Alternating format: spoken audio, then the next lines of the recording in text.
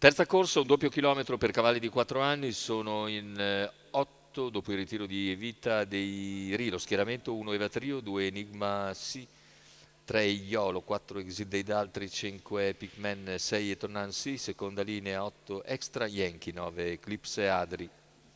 Pronostico che vede Eva Trio, favorita numero 1, BP dell'Annunziata in sediolo.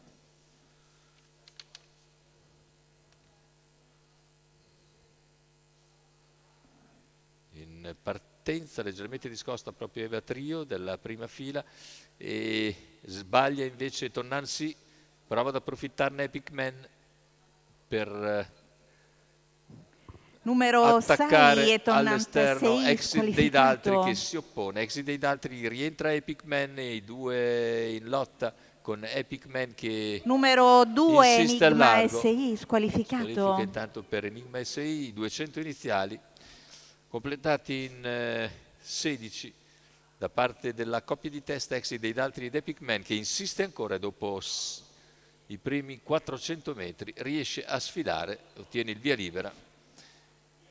E io ho 30 per i primi 400 di gara, con i primi due che hanno preso margini di vantaggio. Ora cerca di recuperare Eiolo, che è in terza posizione e riduce gradualmente il gap. In quarta c'è invece Eva Trio, che però sbaglia.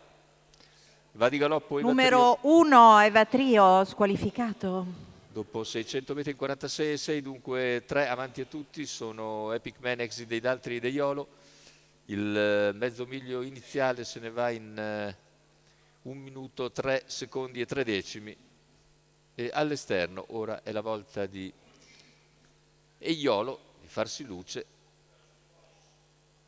È seguito da Eclipse Adri. Intanto il chilometro iniziale in 1:19,8 con Eiolo che va a premere su Epic Man, Exit dei Daltri in seconda posizione, poi al largo anche Eclipse Adri, lungo la corda c'è Extra Yankee, squalificata come detto Eva Trio. Meno di 800 alla conclusione con Eiolo che insiste a lato di Epic Man che controlla per il momento, poi in seconda posizione lungo la corda c'è sempre Exit dei Daltri.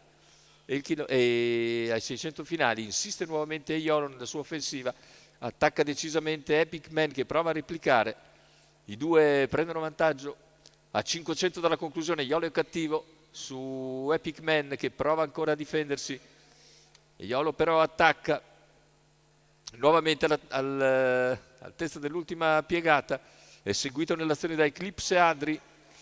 Cala Epic Man, senza spazio per il momento Exit dei Daltri che sposta.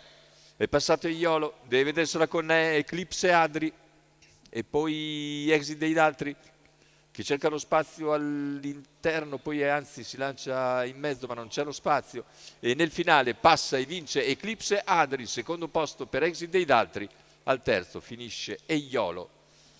La vittoria quindi è sorpresa per uno degli outsider del campo, Eclipse Adri, con Adrian Gioni